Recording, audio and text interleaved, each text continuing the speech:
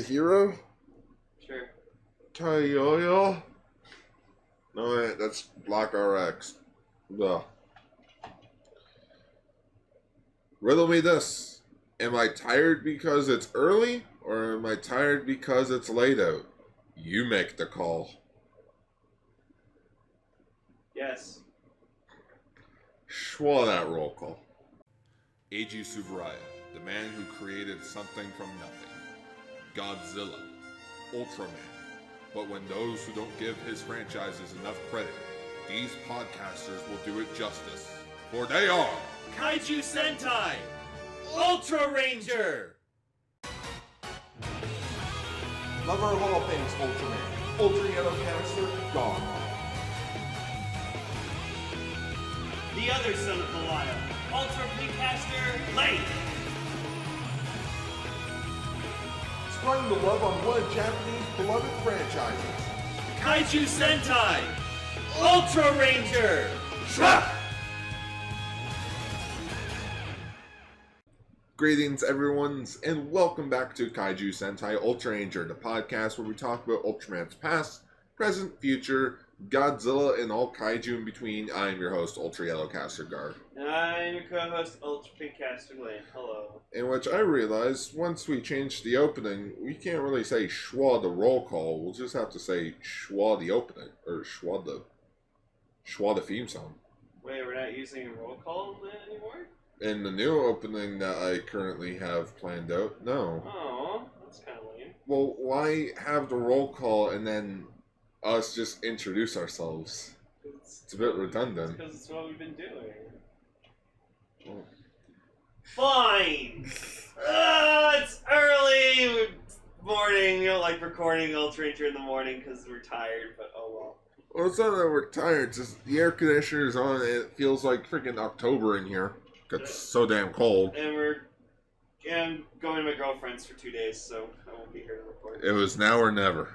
Well, not never. We would have done it like Saturday or Sunday or something. It's now or next week because I'm leaving this weekend. Oh, that's right. Because it's my dad's birthday. Yep. And we're all gonna go down to Dunvilles and have some fun. Which means I won't be on for this week's episode of Castranger. No! Yeah. Well, fine. Eh. I love that you were only here for 2 episodes of fucking Cowabungus. Well, I just tossed in the idea. I just tossed out the idea because I'm like, hey, let's do it. Let's face it, I could probably do a better review of the movies. Whoa. Well, not really. At least the first movie. Okay.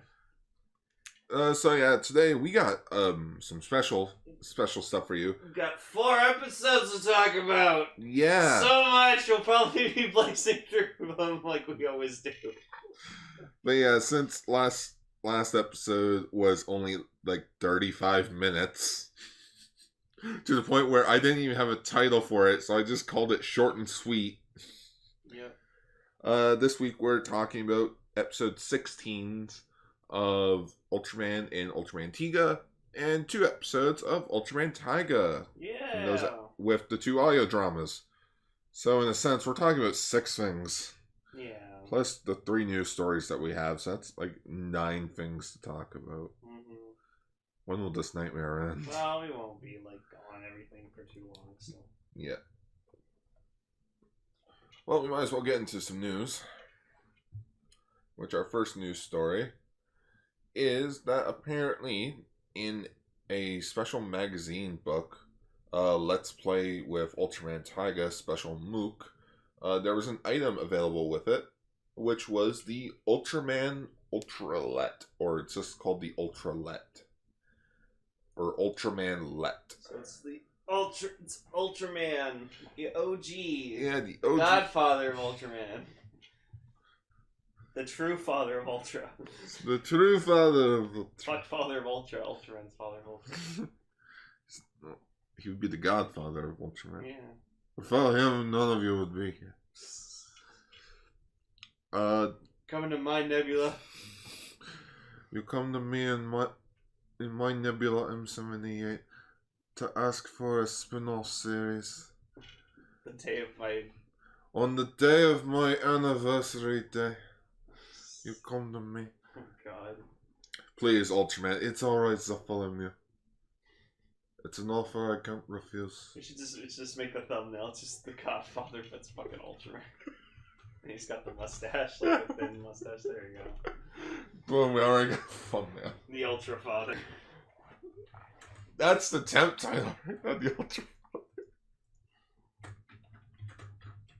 Ultraman Godfather. Don Corleone. Go watch The Godfather. It's a good movie.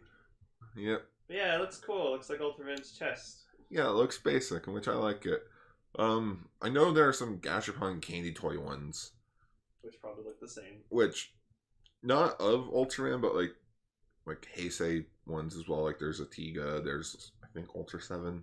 I know there's a juggler ring. I know I gotta pick that up. And a juggler crystal I still need to grab for my little juggler display. And the figure. Oh yeah, and the figure art. Yeah, yeah. The main thing I need. Shit! The special Mook is going for 980 yen and was released this month. And you can, according to this news link, we could order it now Let's do it. off of CD Japan. Let's get the Ultralet. Yeah, so like It's like for us, I gotta go to Canadian dollars. It's like $12. $12, but you gotta remember shipping and all that, so it's gonna be Probably like $25. yeah, like $25 just for this. Yeah. But you got a Mook. You got a Mook. You got a special Mook. That's cool. When are you coming out? When is the opening theme? August 28th. I gotta wait an entire week Yep. to get the full theme song. Oh yeah. You bastard. Hey look, there's Tiger's VA. Wait a minute, what are you talking about? There's a freaking comic anthology series for freaking SSS Gridman. Oh my god. One for Rika and one for Akane. Fucking of course. Yeah. Love Rika. Anyways, next news story. This is more of a weirder news story. So, Toho is releasing a new Godzilla show on their YouTube channel called Gojiban, in which it's puppets. Oh, Jesus Christ. They're puppets. Oh, look at them shooting their breaths. Yeah. Gojiban is a series that serves as a reimagining of the classic Godzilla monsters such as Godzilla and Hedorah. Additionally, the story revolves around the Kaiju mentoring younger monsters, who consist of Manila, Godzilla Jr. from the Heisei Godzilla movies, and a younger Hedorah-like monster. Last one. Last picture. There he is. Yeah, There's there. Hedorah with Oh, it's a little baby Hedorah. Little So baby cute. Hedorah. He's so cute. and Jaguars flying around the title sequence. I'm like, is he here? That'd be sweet. Where is he? Yeah, we got something to Jaguar. New episodes will be coming out every Friday. My official Godzilla YouTube channel. Yeah, and which first episode's out. I tried to watch it. It's a thing. Too cringy. It's not that it's too cringy, it's just there's no subtitles. Yeah. It's like going to Japan. Where are the subs? Where's the caption button? Where are the fucking subs? I don't know where I'm going. Alright, and our last news story is Subaraya has mentioned more of a expansive plan of theirs. Global expansion. Global Global expansion. Oh, sorry, I just had cereal. Global expansion. So since they won the court case from Chayo Productions, they own the property to Ultraman internationally now, which we already know of.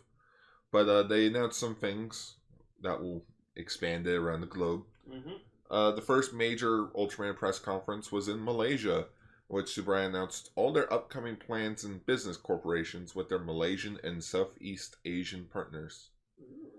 There's a quote saying, "I am proud to announce that we, Subaraya Productions, have won the U.S. lawsuit which solidifies our decade-long faith and efforts to fully and finally resolve this dispute and confirm our worldwide rights to Ultraman.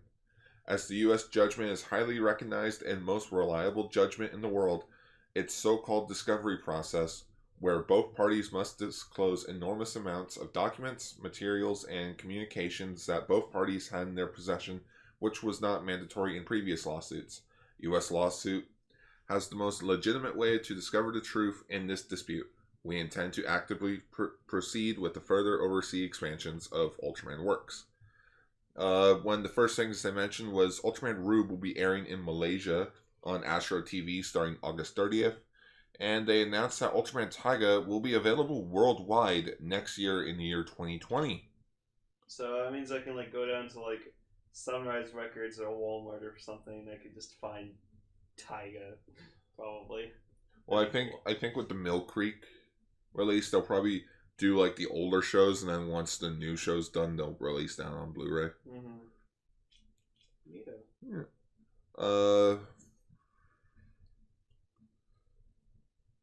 Yeah, that's pretty much it. Okay, so because everything else we know about New Generation Chronicle, season 2 of Ultraman they mentioned, Kaiju Step they talked about, and Shin Ultraman. So yeah, this article pretty much just sums up.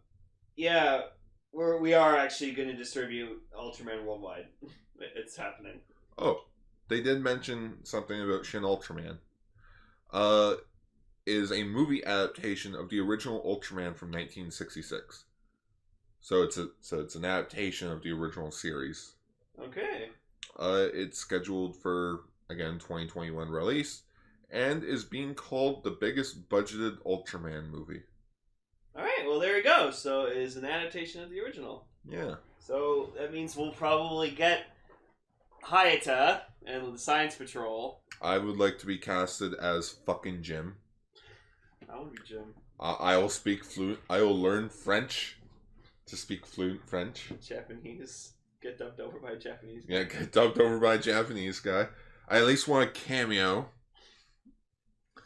There is another thing that happened recently, and that was we saw Once Upon a Time in Hollywood. Oh yeah, fuck, go see it. That was a pretty damn good movie. Yeah, like all I'll say is Brad Pitt is the MVP of that movie. Oh yeah, Brad Pitt stole the show with that movie. Jesus Christ! Like, it's like I've never been a huge fan of Brad Pitt too much because I was like, oh, he's too like pretty looking and stuff like that. Like, I'm not saying he's a terrible actor, but just like, eh. Especially when you have a movie where he insults someone by calling him a sack of wine. That was Troy. I'll give her a bath, and after, who knows? You sack of wine. But yeah, Brad Pitt in this movie was really fucking good. He impressed me. So. And at this time, Sony and Disney are doing something about Spider-Man. I don't want to get that much detail into it because, come on, guys, it's Disney. They're probably gonna just buy the license Well, back. yeah. Apparently, from a Disney rep, they said that they are still in talks with Sony, so like nothing's set in stone yet. Yeah. It's just everyone's jumping to conclusions. Everyone's freaking out over one thing. You know what it probably is? Probably saw a giant news article. Someone took like one piece of the entire article. Oh my god! And it's like, oh. Yeah, it's not gonna happen. No. Spider-Man made them way too much money. It's, they're not gonna get rid of it. It's Disney. They have the money. They'll buy Sony. If they buy Sony, then that's monopoly. Yeah, then like. Who you got? Universal and DreamWorks. Microsoft, Nintendo, Sega. Yeah. Well, Sega's just pretty much part of Nintendo, so. Yeah. Sonic is a Nintendo character now. I want to be owned by Nintendo. But yeah, so yay! Yay! We breeze through news quickly. So, you want to talk about some Ultraman, Lane? I'll take that as a yes.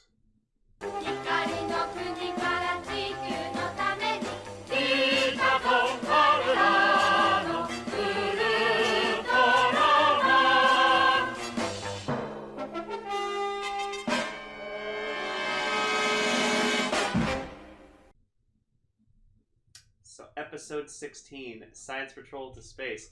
So yeah, Gar, you're telling me, oh, not the Space Patrol. Well, they are now. They went into space. That's what you sound like. Oh, shit. So yes, this episode was in space. So it was about like this guy who decided to go to Venus and research shit. Yeah, so the plan this episode was we got 2 rockets. One made by scientist Professor Mahori. Who apparently we found Mahori. out created the oh no, that was the other guy. That was the other guy. Yeah, he created the VTOL though. And then we have returning character Professor Iwamoto. Yeah. From the Mummy episode. Yeah. And remember Dr. Serizawa. Yeah. Dr. Serizawa, Professor Iwamoto. What's next? Nothing, because I think he died. Oh. Yeah, so his character apparently invented the VTOL. Yeah, that's good expansion on the lore. Just alright. And we know it's him because he refers to Cap by his actual name. Yeah, no one ever refers to Cap by his actual name. Captain Musamatsu, I think his name is, or something. Yeah, but they just call him Cap, so I just leave it in the notes as Cap. Mm-hmm. It's easier. But yeah, so like they had the science patrol like on backup and like emergency standby just in case, like, because they heard a rumor that like the secondary rocket that like launches after the rocket's gone up enough, it like might not ignite and then he'll like fall into space or something, fall into Earth. So they were on standby, and then they had like Hayato like chasing him up with the VTOL, but obviously wasn't able to catch up with them because it's a fucking rocket ship. Rockets are fast. And you're in a thing that looks so aerodynamic, it would crash. It's really funny, too, like, the illusion where the rockets are going so fucking fast, but to our human eyes, it just looks like it's just going... Yeah. But it is going fucking fast. Like, you know, when you're on an airplane, you don't feel like you're going fast at all, but you are. I've never been on an airplane. Wow, I'm 22 years old, and I've never been on an airplane. My first time on an airplane, I was 12. Oh. Yeah, it's a cool experience. A little scary at first. My sister was on an airplane recently when she went to Japan. Yeah, of course she'd have to be on a plane. How do you think she got there? She walked? Yeah, she walked. She hitchhiked to Japan. She hitchhiked to Japan. I would do that. Sneak on the plane. No. Oh, my doggy in the cage. Rough.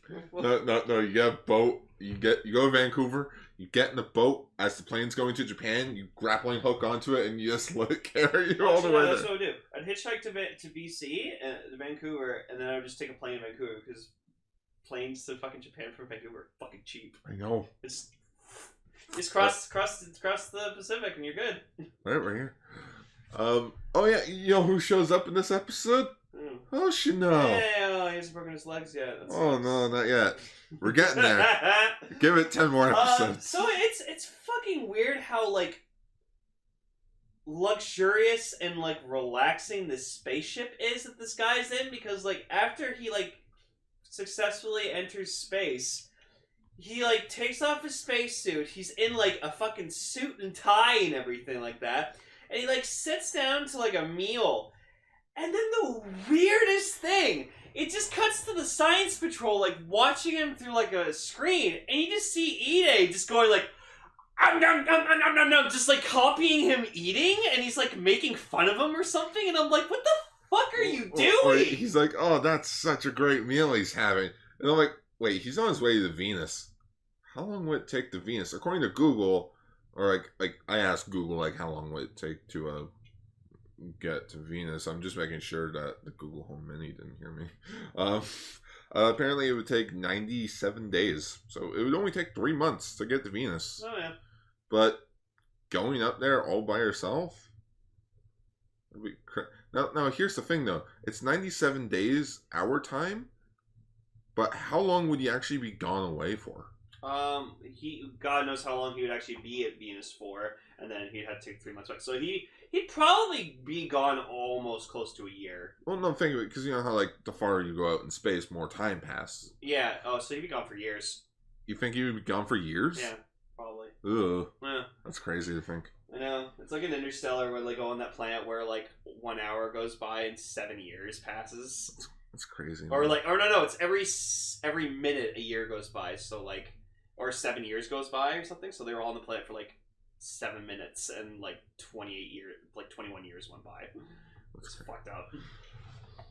But yeah, so, and then obviously the shit happens where, oh, who's our monster for this week? Well, it is none other than the return of Space Ninja Alien Bolton. What the fuck happened to him? Well, apparently, I didn't notice, but apparently he has the redesign. Yeah, I like it though. Yeah, this is a completely different Alien Bolton look, in which he looks worse than the original. I think he looks better. Like, he looks more cheap. He looks more cheap in design. I like it because he's skinnier. So, but yeah, so like, I love it that like Hiatus is like, Alien Bolton, but like, I was waiting for him to just go, but I destroyed you in your race, and then everyone looks at him, Ultraman destroyed him. Megatron is offline, terminated it. I did it myself, saw it myself. So apparently what happened was when he threw Alien Bolton, like the entire race into the fucking sun, some of them survived and ended up on Planet M. R. Oh, Planet R. Planet R. And they just been thriving. And they're like, yeah, we've come back to like take over your planet because we hate you. So yeah, it does. Well, it does give. Well, he didn't throw him into the sun. He tossed him into space, used his spacing ray on them, and some of them died, but apparently some of them had like some sort of reflective material in them, like can't remember what it was, like optical illusion or something. But yeah, it's like some of them survived. They're coming for revenge. And remember, Boltons are tiny little aliens. So they can all travel in like this tiny little like blue spaceship thing of theirs. And then like we keep getting shots at the episode of just like, it's like reused footage, but it's just like the same like edit of just them flying out of the ship. Oh yeah, flying out. Just to like simulate that there's like a shit ton of them. And then they reverse the scene when they want them to come back in. And then you see them like flying in a group, and so like yeah, so one of the alien Boltons like encounters the professor and he takes over his body. Mind controls. And he's just like, yeah, you're gonna like we're gonna lure out the science patrol so we can get like a ship to get back to Earth faster or something. I don't know. Well, okay, so the plan was that the alien Boltons realized that that Ultraman can't be at two places at once. So if they have one alien Bolton stay behind the professor, the others can go down to Earth and invade. Ultraman can't be at two places at once, you know. But what happened was, okay, so Cap, Arashi, and Hayata go up into space because with Jet VTOL, but they had to modify it, so now it's the Space VTOL. Yeah, I like it. I think it stays that way for like the rest of the show. Oh, probably. Oh, I guess like what the fuck's like? What would you want? Just a regular jet or a jet with fucking rocket boosters? Yeah. Which Professor Iwamoto helped them with that. That's why they were like, oh, can we use your rocket to go save the professor? He's like, no. However, I could modify the jet VTOL to help you guys. Yep. And then Ide stayed on Earth in the sub VTOL firing his new weapon, the Mars 113. Yep. To attack some of the alien Boltons, but there's just too many of them. Mm-hmm. Saved the professor up in space. He comes back down, but then they crash on like some sort of other planet that's not Earth, I think. Mm-hmm.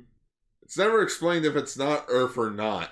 Oh, it was also a really funny joke when, like early in the episode when they, like, you know, the rocket's a success and just like, Edith's like, yeah, we did it! Alright, let's go get something, like, let's celebrate, let's get some champagne. Cap's like, no, coffee. You cheap bastard, and they just laugh at him. Well, it's like the A-Team. They get paid hundreds, like thousands of dollars. What do they eat? Alright, everyone, bologna sandwiches are on me. They get the cheapest shit. Fucking... God damn it. Oh my goodness.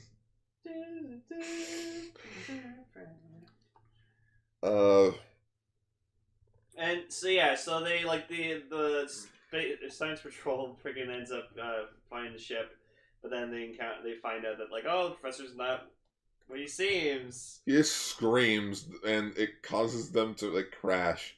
Again, it's never confirmed whether or not they're on Earth. It's like, are they on Earth? Are they on like a planetoid from like Venus? Where are we? I don't know. I think maybe they're like near a moon or something. But yeah, so then like Hayata transforms to Ultraman. Yeah, in which this is actually the first episode where we see him use one of his other signature moves, the Ultraman Slash, which it's the Spacium Ray as like a chainsaw weapon. Yeah, and that's why Spacium's appearing on Can do. Orb can do that. Mhm. Also, we learned a couple more techniques. He can shoot lasers out of his eyes.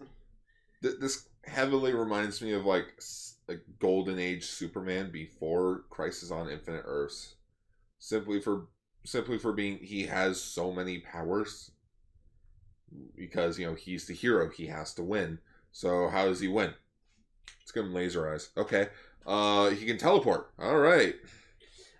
So yeah, speaking of teleporting, so Ultraman also apparently has a teleporting ability, but there is a cost to it. So whenever he uses it, it cuts a bit of his lifespan significantly. So I think they were on a different planet, because if they were on Earth, Ultraman could have just flown there. Mm-hmm.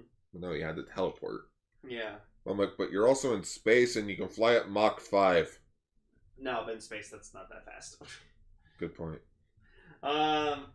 So yeah, so he teleports, so that's interesting. So I'm wondering, now I'm going to kind of keep an eye during the show to see if he does that again, and maybe that kind of explains why. I don't think he does it ever again. It's just, I think they're just experimenting with shit. It's like, oh, maybe he can teleport. Oh, maybe he can shoot lasers. Oh, he can shoot water. Well, that's why they said it shortens his lifespan. It's like, no. Well, we can't have him keep doing it. Yeah. We'll kill him. I also love how they kill Alien Bolton the same way twice. It's like how we know in One Piece how Luffy's not going to live that long, because he got this technique used on him twice to help him heal himself, but it takes off part of his lifespan. Mm. So he did it twice. He's gonna reach the One Piece and then die. Well, that, or he's just gonna have a really, really short life, so he probably won't last until like at least probably into his 30s, 40s. Probably. He's 19 now, so. Is he only 19? Only 19. What the hell? Oh yeah, dude.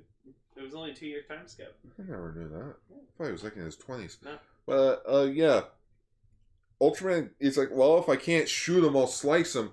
So like he throws his Ultraman, like his Ultra Slash at him, and like he cuts him straight in two. No organs or anything. I'm pretty sure I saw a gif of that like a long time ago. There is a gif of it.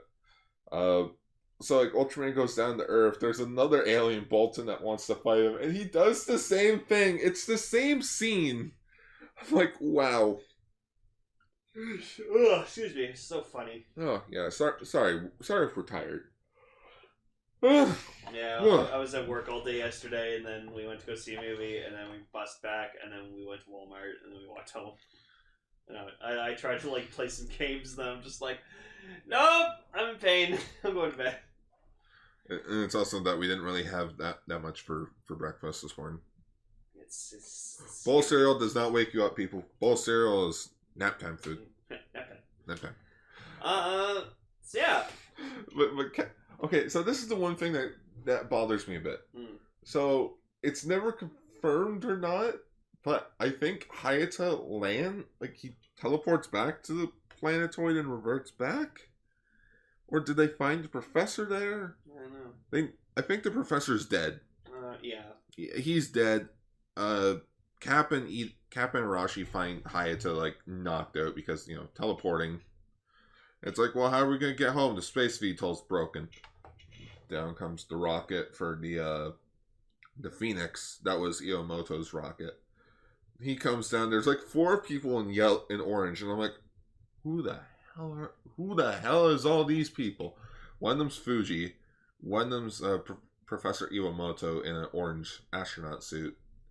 Ide is one of them, and Hoshino was wearing a Science Patrol uniform. I'm like, what? What the fuck? You don't become a Science Patrol member yet. Why are you here?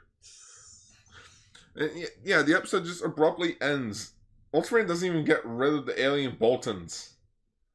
It's just, he kills 2 of them and that's it. Yeah. Spaceship comes down, it's like, yeah. It's like, okay.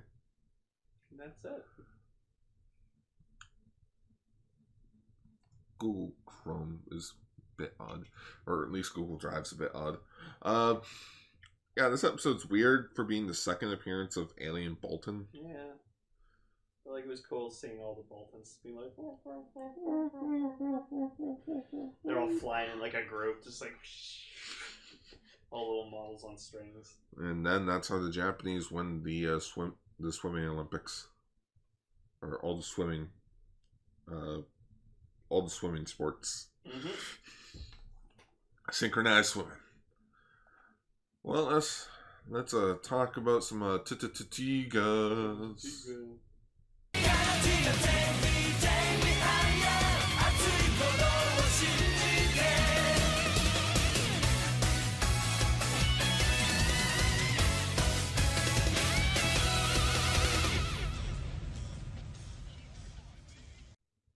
So episode 16, the demons return. So this is an interesting episode because it wasn't about like an alien or anything. It was about like a Japanese legend.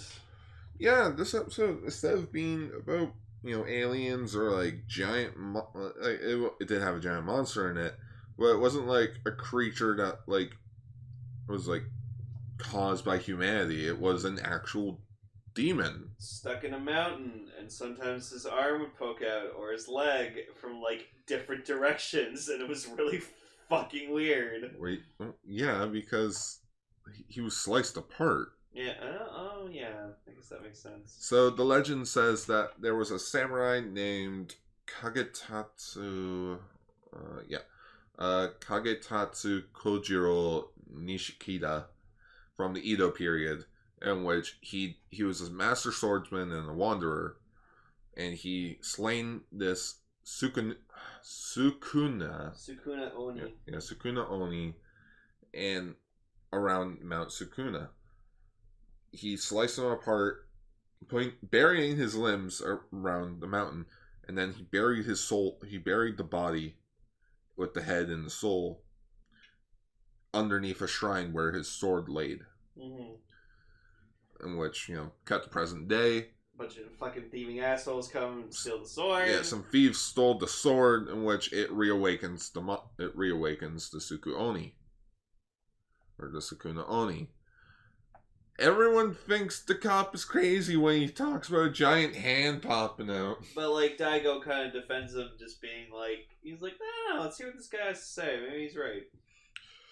Yeah. So then, yeah, Kagetatsu, he like possesses one of the thieves. Yeah, the thieves don't have names. They are never addressed by names in this episode, so they're not that important.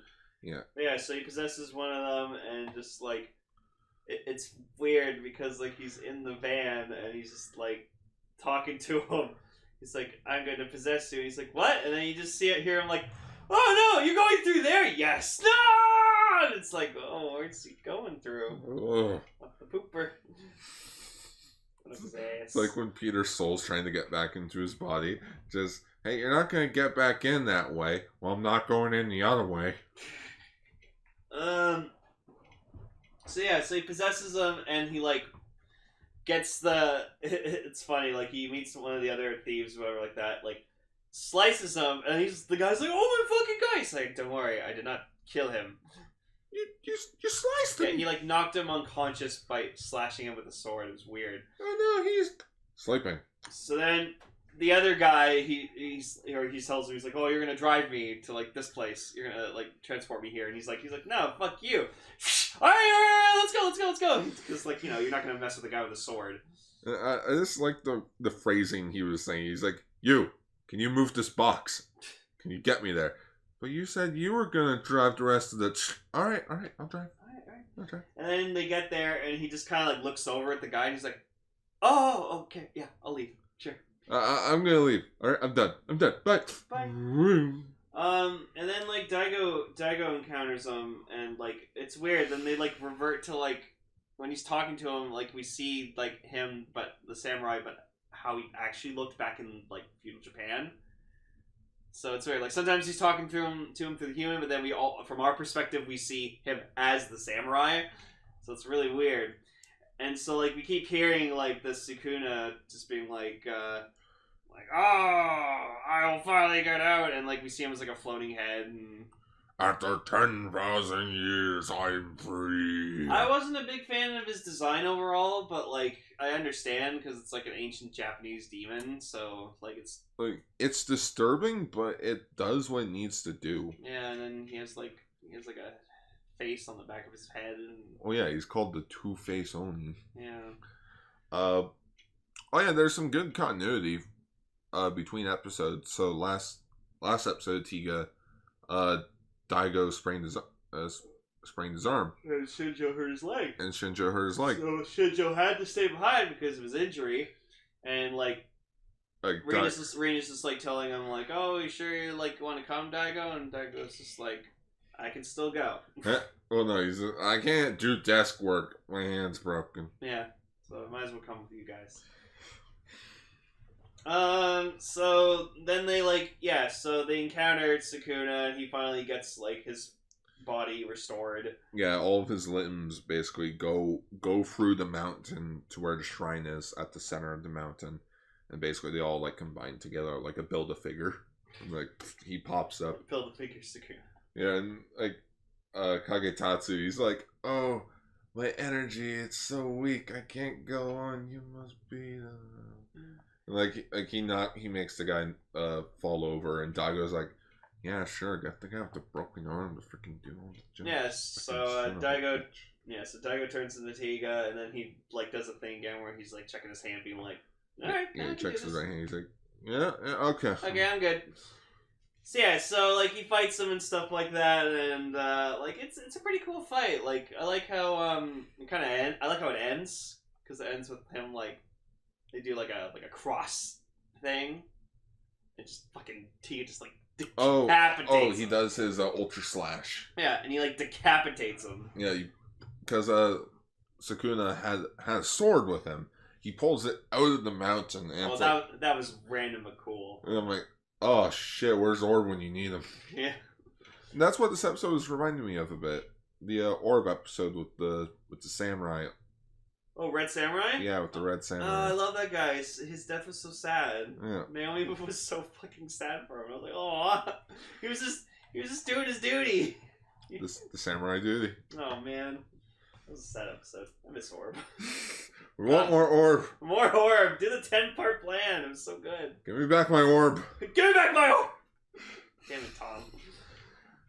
So he decapitates the fucker, and then like it's funny how he's like, all right, he's like about to fly off, and then like the head just goes, no, and just starts biting his fucking neck, but then Kagetatsu just like yeets his katana. Last bit of energy, yeah, like freaking whips the katana into the head, and then just it hits him and destroys him.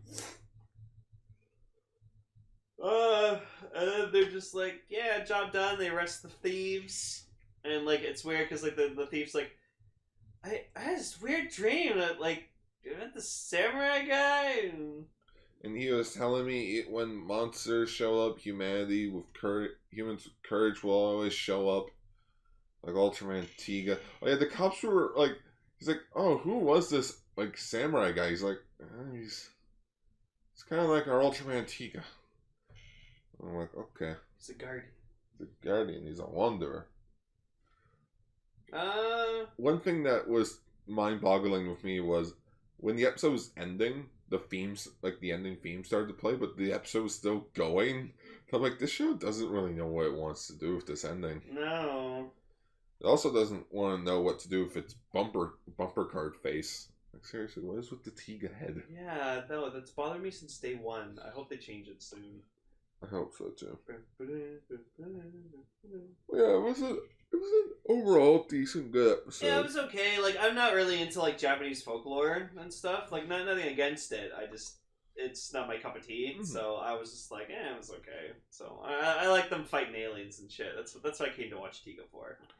I personally like this episode because it's like sometimes evil isn't from space. Sometimes it's in your own backyard.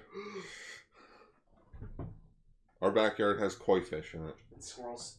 And raccoons. Oh, I heard them fucking fighting like last week, a couple nights ago. Oh, the raccoons? Yeah, they're just like... Damn it, Rocket. I'm sorry. I meant Trash Panda. Is that worse? It's not... Is that worse? Oh. That's totally worse. Can I pet your puppy? Anyways, On to Taiga. on to Taiga. Taiga. ウルトラマンタイガー今よりも大きな自分になって絶対負けない昨日より今日より明日へ超えてゆくのさ誰もがファイターウルトラマンタイガー So yeah, episode 3, Adventure of the Stars. So this is the episode I've been waiting for because it's the debut of my boy that I'm rooting for the show during the show, Ultraman Titus. Now, can it be a debut or is it the return? Because he showed up in the first episode. It's a debut.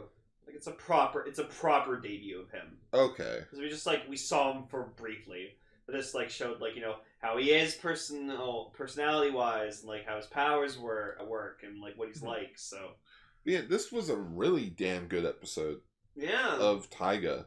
Both these episodes are, but we'll get into the next episode after this one. It begins in space Again. Yeah, we see an astronaut up in space. See his little headquarters blow up, and it's like, oh shit, you're kind of SOL. So It's like the movie Gravity, without the bullshit. So he's drifting in space, and Tregear finds him, and he's like, "Oh, I'll help you. I'll help you seek revenge on the person who did this to you." What would you rather do? Float around in space, or get revenge?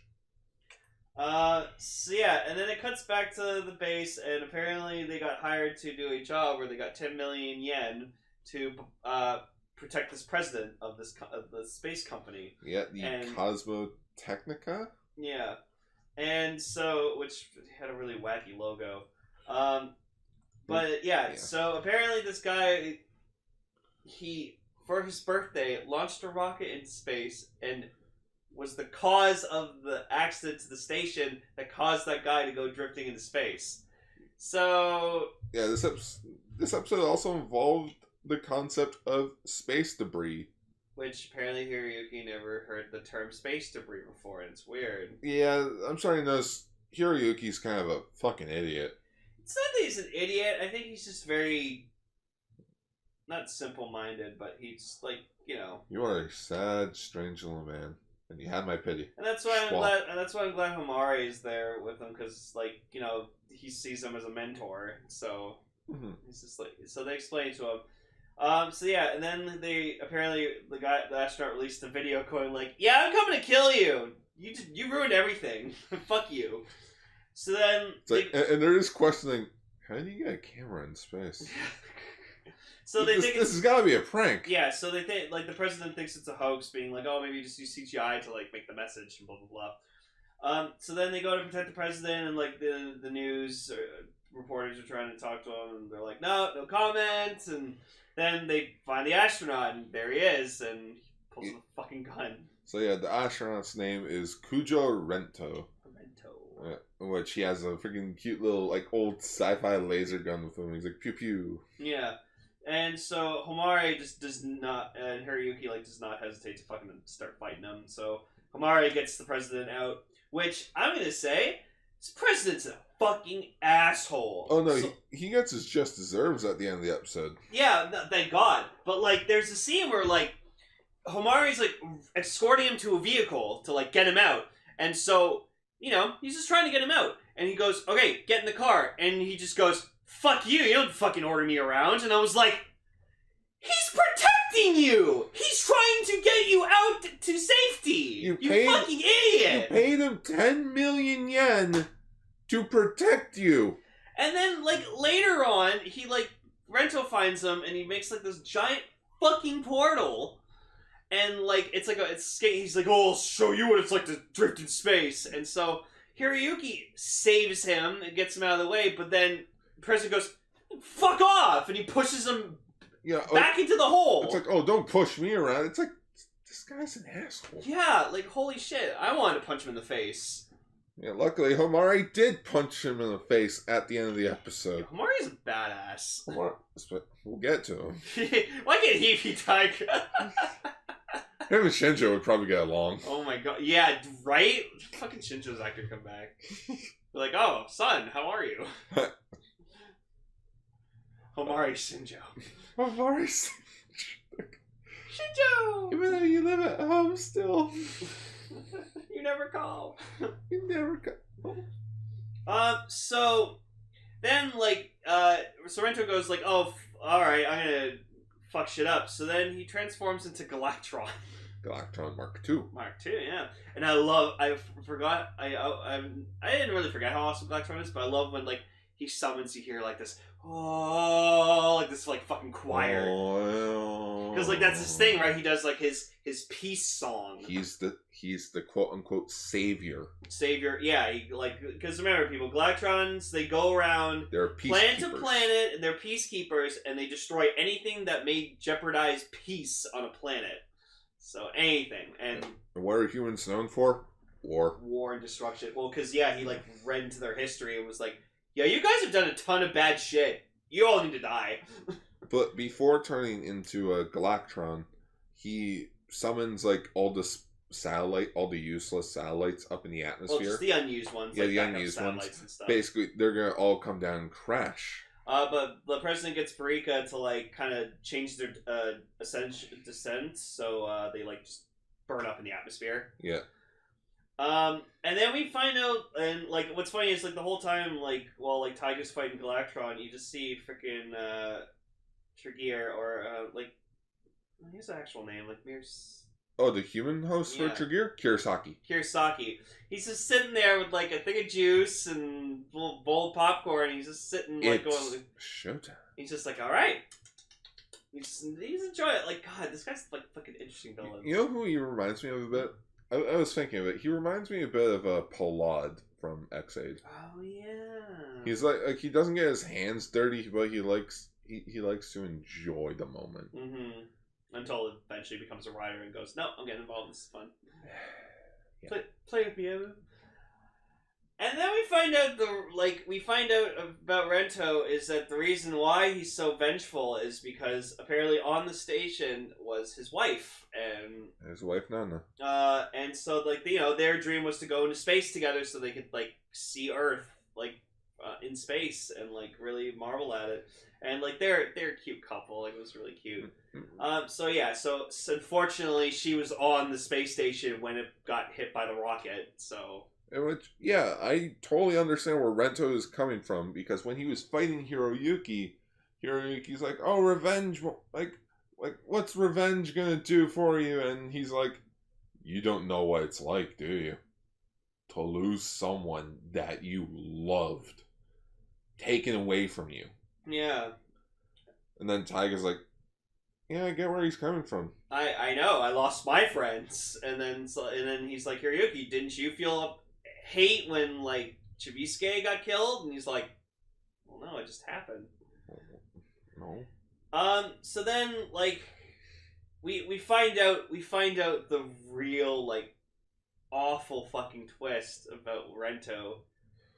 And that, Apparently he died! yeah, Rento's dead. Yeah. Like perma dead. Because, like, when Trigier was talking to him, we actually cut back to, like, his body, and, like, yeah, there was, like, a hole in his visor, like, on his spacesuit, and, like, he died. So it was really sad. Good twist. It's basically his wandering spirit filled with hatred is keeping him alive. Yeah. And so then Nana shows up, like the spirit of Nana, through, like, this, like, mystical star, and we find out that's Titus. It goes through Galactron Mark II, pulls out freaking Rento, and was like, stop this fighting, come back with me, come back to space. Like, we'll enjoy space together. Watch Earth together. And Rento's like, you're right. Okay. And How did you get here? Oh, a sage brought me. And then the sage goes into the thing, it's Titus, and, like, Taiga's happy, so it's like, alright, my turn, let me fight. And so he shows up, and we just see him, like, it does this cool shot of, like, him just going, like, like, just flexing. Stretching, getting ready. Titus, you son of a bitch! What's the matter? Ultraman got you pushed too many pencils. But the Galactron, though, is still able to function because his spirit was so angry, it like absorbed more of its energy. So Titus is like, yeah, give me a moment. Freaking punch. Like, knocks it the fuck out. Yeah. Yeah, and like it's awesome just how fucking powerful like, Titus is. Like downed him like with one punch, and then like Titus is just like to Hiroyuki like, oh, use the Jeedlet. And he's like, okay, so he summons Jeed's power, and he does something called the Wrecking Buster. Well, yeah, that's Jeed's Spacian Ray. Well, that's the Wrecking Burst, but he uses his own little version of it called the Wrecking Buster. Yeah, because what he does is that instead of firing lasers, Titus's thing is that it gets turned into like a ball form. Like a condensed ball of energy. Yeah, a condensed ball of energy, and he like punches it. Yeah, and then just fucking destroys them, and like it was just got a problem? Punch it. And then yeah, so then they destroy Galactron Mark II, and then the Trigger is just like, haha, no, fuck you, not over yet, and like so. There's still one more satellite coming down to Earth. So Titus destroys it, and then like Trigger fights them, and Titus tries to fight him, and like it's funny. Titus actually gets like a full fucking hit to Trigger. Trigger just shrugs it off. I'm like, holy fuck, he's strong. And Trigger is strong because remember they couldn't defeat him back then. How could they beat him now? Yeah, especially when like they're ultra short. Not to mention Titus just came back in a physical form in the last 12 years. Yeah, so he's not really at his best right now. Yeah. So like, yeah, so just Trigger taunts him. He's like, oh, you haven't seen the last of me yet, bitch. I'll see you in hell. So then Taiga just goes, all right, it's time to like clean up all the space debris. And here he's like, nope, we'll do it. It's like, what? It's our mess. We'll clean it up. And here, Taiga's like, all right. I'm like, I would have just let Taiga clean it up. And yeah, the episode kind of ends with, you know, them throwing out the check. Yeah, them throwing out the check. Homari gets to punch freaking the president in the face. Which was awesome. Because, like, you want to know why he punched him in the face? He didn't learn his lesson. No. He's like, he's still an asshole. Yeah. So, like, the president wanted to go out for sushi, and, like, because, like, oh, I'm on a diet, and just, like, Mari's like, we shouldn't use some asshole's fucking dirty money. And she's like, oh, money's money, who gives a shit? But then you just look in the trash can, and just the check's ripped in half. So it's not valid anymore. And then you see tiny Taiga and Titus. Yeah, like size of a garbage can. You love that. Oh, I just think it's adorable. It's just like imagine, just like you open up your door, you see a little Taiga running around. Just, It's adorable. Yeah. So this was a good episode. Had a lot of feelsy moments. Titus's debut was pretty dope. Yep. But I did think it was hilarious how freaking Hiroyuki at the end of the episode was like, "Wait, you're staying?" Oh, yeah, yes, I was. Yes, he's slipping. He's like, we're gonna need a bigger room. But again, I just see it's like, well, good night, Taiga. Good night, Titus. And they're like just the tiny forms in his bed with him. Beds and blankets. Yeah, just that'd be cute. But yeah, then we get the voice drama, which doesn't take place in the past. So each audio drama after this, from what I understand, takes place after the episode. Mm-hmm. So the Tri-Squad voice drama episode 3, The Return of Titus, is basically just Taiga and Titus just shooting the shit. Yeah, so like Titus is just like working out, lifting some weights, and like at one point Taiga's just like, he's like, what the fuck are you doing now while we're talking, man? He's like, hey, I haven't fucking worked out in like 12 years. I need to get back into shape. He's like, yeah. He's like, oh, where's Fuma? I don't know. But if you showed up, chances are he'll show up soon. Yeah, and boy, is he right. Yeah, next episode. But yeah, it's cute because like they bring up some things. It's like, oh yeah, remember when we did that? Remember when we met Fuma? Oh, remember Ultraman Jonius? Yeah, I remember him. He's back in YouTube streaming form. He has his actual suit. He has a better suit now. More anime looking suit. Oh yeah. Taiga mentions how he knows of Jonius. Apparently he took care of him when he was on his own planet. And Titus looks up to Jonius. A lot. A lot. We find out later. So yeah, that leads us into episode 4, Requiem of the Wolves, in which this is a Homari focus episode. Yeah, which is good. Because we find out that he has a pretty dark past.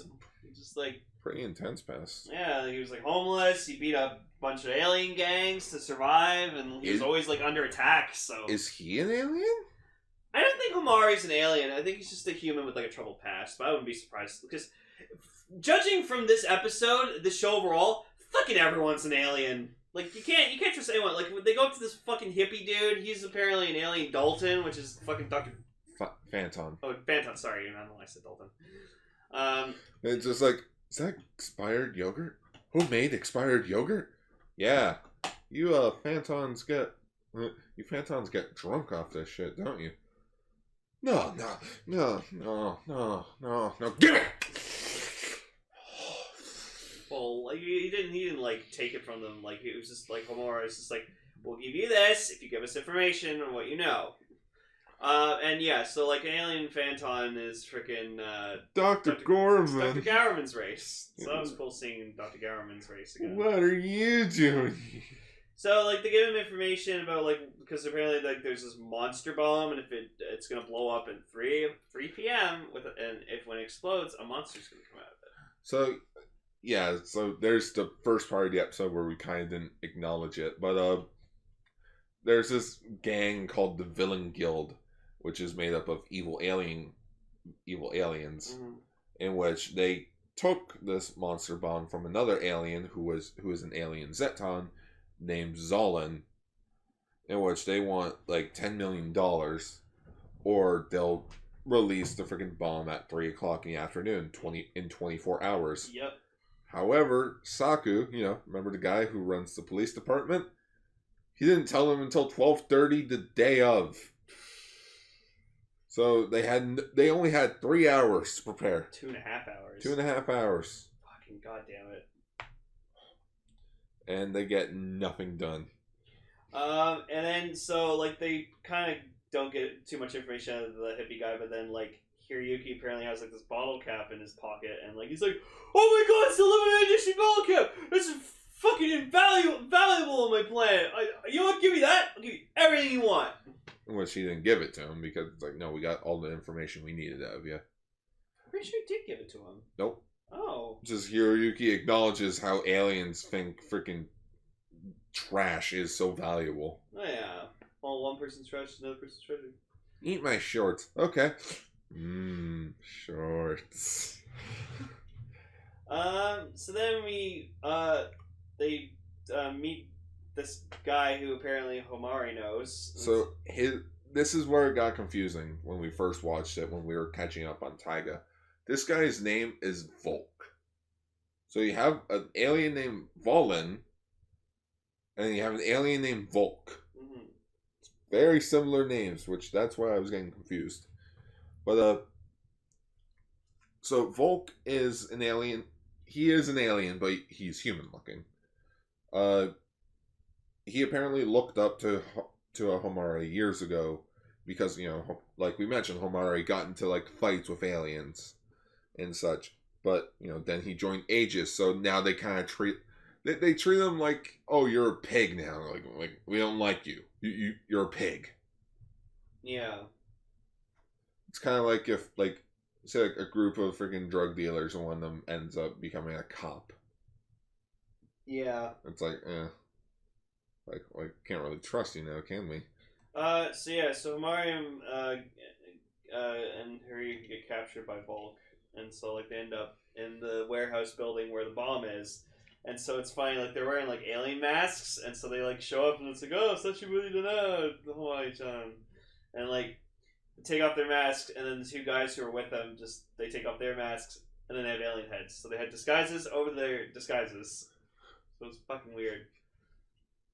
And then, yeah, they're just going off, just being like, oh, where have you been, man? Like, I miss you, I looked up to you. And Homari's just like, hey, man, like, I gotta make a living. He used to be cool, man. Like, he's about to kill Homari, but Hiroyuki wakes up. And just fucking gets out. Yeah, which gives Homari time to break the chains around him. Beats up the other two aliens. But then, apparently Volin sent in one of his own lackeys to get the bomb back. So it's like, oh, there's some like gang war It's going like on. A tennis racket gun. It's like he opens up the tennis racket packaging. It's a tennis racket. He pulls it out, and it's an alien gun. Yeah. I'm like, that's clever and cute. Yeah. And like they're fighting, and fucking Homari like fucking tears through him. Like he like throws him into like a bunch of stuff, and it was like really cool. Like he's a good fighter. Yeah. But I'm actually taking an interest to Homari because like I like how tough he is. Because I thought he was just gonna be like this generic guy who we weren't gonna like really care about too much. But like no, they're giving him a character, and that's cool. Yep. I can see why Hiroyuki kind of looks up to him because he like calls him senpai. So Yeah, because apparently in this episode, Hiroyuki mentions that he kind of just started the whole Aegis thing. yeah, he's the rookie. Yeah, and Homare's been there longer than him. But yeah, the bomb goes off and it releases Dvorak from the Ultraman Orb movie. Yeah, I remember this guy. Yeah, so like he starts wandering around. Hiroyuki kind of leaves to transform into Taiga. Wasn't Dvorak the one who like just killed those three guys who were like the directors and the writers of the movie? Oh yeah, yeah. Oh, look at the giant monster! He's so cool. And you're like, oh, that was the director of the movie. That's funny. That's super funny. But like Taiga can't do shit with Volk, and like Hiroyuki digs out, or not Volk, Homari. the Dvorak. Yeah, Dvorak. Homari digs out Volk, and apparently the person who told him to do all this was Kurosaki. Yeah. He kind of manipulated him, thinking he was doing something good. And apparently Homari knows him. And their fight was kind of better than the Taiga and Dvorak fight. Because like you're seeing them like try to like they're like trying to disarm each other like with his gun, and then like freaking tries to shoot him, and just Kurosaki or whatever just like fucking tilts his head over to dodge it, and he's just like, like he's toying with him. Oh yeah, because he knows he's the stronger person. Like he pulls his like Homari pulls his gun out. Freaking Kurosaki turns it. Homari turns it back around and tries to shoot him. He leans in. He's eating like some sort of chocolate or something. He's like, "Want something?" He's like, "Get off!" Yeah. And so then like Volk gives Homari this necklace. He's like, "Yeah, I found this pendant from like the Villains Guild," and it's like, "Take it." I stole it from the Villains Guild. Sell it. Give some money. Give it to the children, and then I was gonna apparently he was gonna use the money to give to like orphan kids around like out in space. Yeah, that's why they're doing the ransom thing. Yeah, the ransom. It's like because sometimes people don't have homes. So then, oh my god, sorry. So then Titus kind of chimes in, going like, "Oh, let me fight. Like, we'll use strength with strength." And then out of nowhere, the crystal that Volk had around his neck starts to glow, and it goes to Taiga. He's like, "Why have strength against strength when you got brains against strength?" And it's like, oh shit. And yeah, so we get introduced to Ultraman Fuma, and I don't like him. I'm leaning towards liking him a bit. His personality's not what I was expecting. I didn't think of him to be like this kind of like ninja, like brat kind of guy. I thought he was going to be kind of more like sophisticated and smart and be like, like, oh, Comrade Fuma has arrived, like Sanjo. You mean being Ultraman very like Fuma? Yeah. You just call him Kamen Rider Fuma. You know what I mean. It's funny because there is a rider named Kamen Rider Fuma. That's probably why.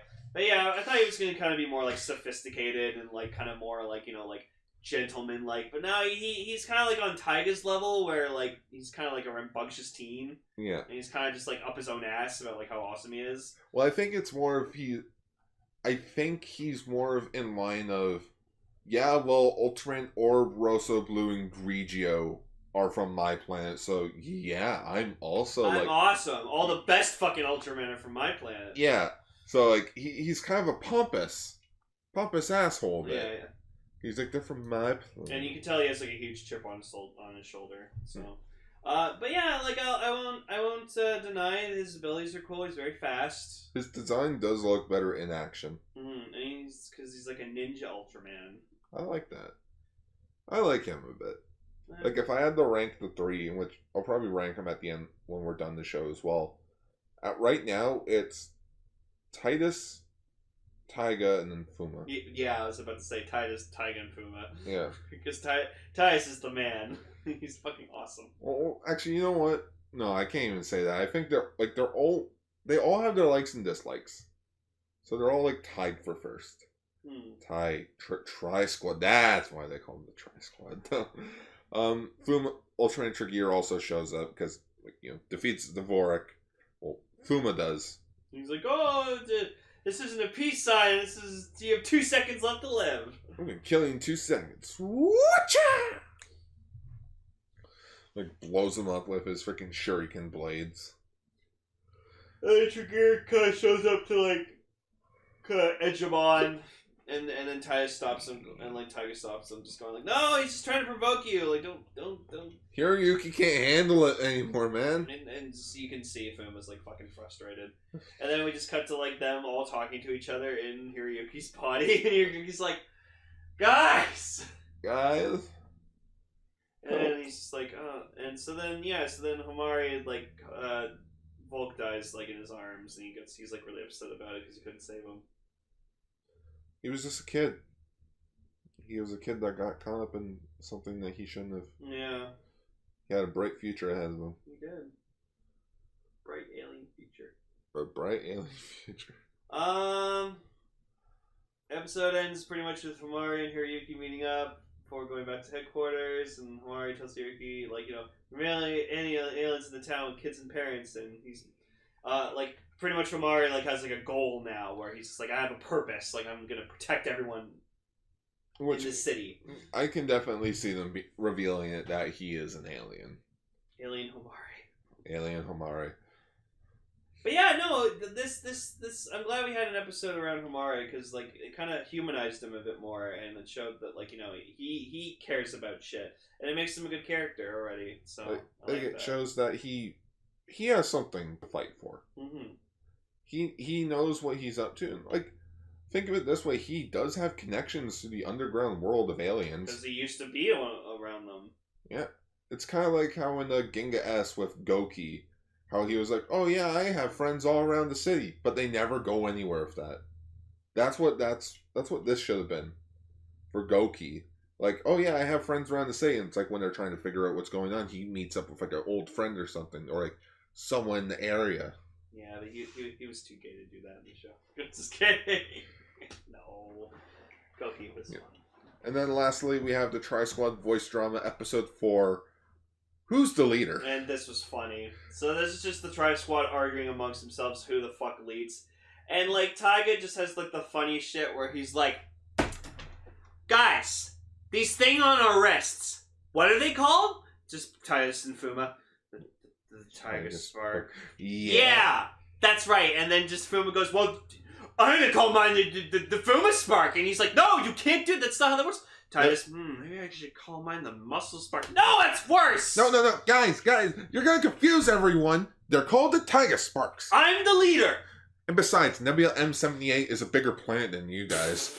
Hey. What the fuck did you just say? Well, I'm from planet 0-050. You know, the one with Orb, Rosso, Blue, and Grigio. Oh, what a cutie.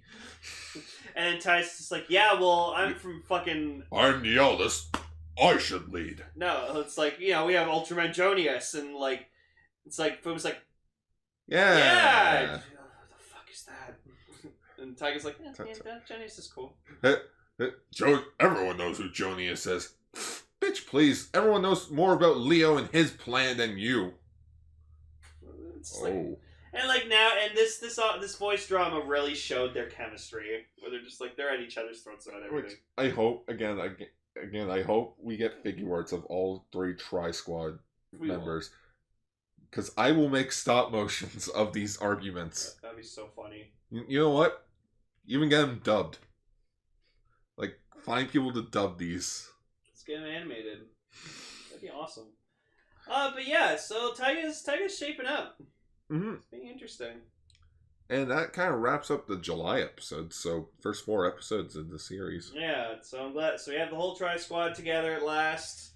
And I knew it wasn't going to be that. It wasn't going to take long to get all of them together. Because they have 24 episodes to do. So it's like we need to kind of need to get all of them here now. Mm-hmm. Though if we did have a 25 episode series, probably have episode episode 4 still be Taiga and Titus, and episode 5 would have introduced Fuma. Mm-hmm. Yeah, but overall for me, I'm liking Homare a lot as a character. I love Titus. I'm not a big fan of Fuma, at least right now. He calls everyone broski. Well, he calls Hiroyuki broski. He called it. That's the sub, because he called Ni-chan. You hear him say Ni-chan, Yeah. which just means brother, but the subbers were just like, let's call him broski.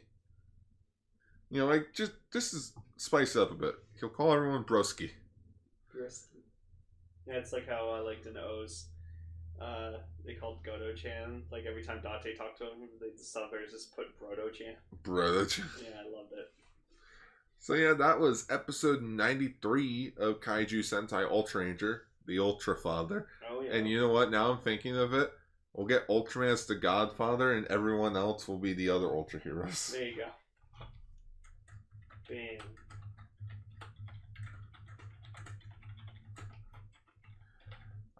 And yeah, next time you see us for episode 94, we'll be talking about 2 more episodes of Ultraman, of course, and 2 more episodes of Denko Chojin Gridman. Oh, fuck yeah. Until next time, schwa for now. Schwa for now! Hey everyone, thank you for listening to this episode of Kaiju Sentai Ultraranger. We appreciate your dedication to listening. If you have an opinion on the news or shows we talked about, leave a comment down below. #comments for Lane. If you want to check us out on other social media pages, you can check out our Twitter pages. As always, you can follow me at twitter.com/Autobot. You can follow me at twitter.com/Lane_. For other pages, you can find my blog, Gar's Toku Blogs, on facebook.com. And while you're on Facebook, why not give Radio Sentai Castranger a follow? For older episodes of our shows, you can find them at castranger.podbean.com. And we also have some merch, such as t-shirts and bags, available at tpublic.com. That's all for this exciting episode of Kaiju Sentai Ultraranger. Until next time, Schwa for now!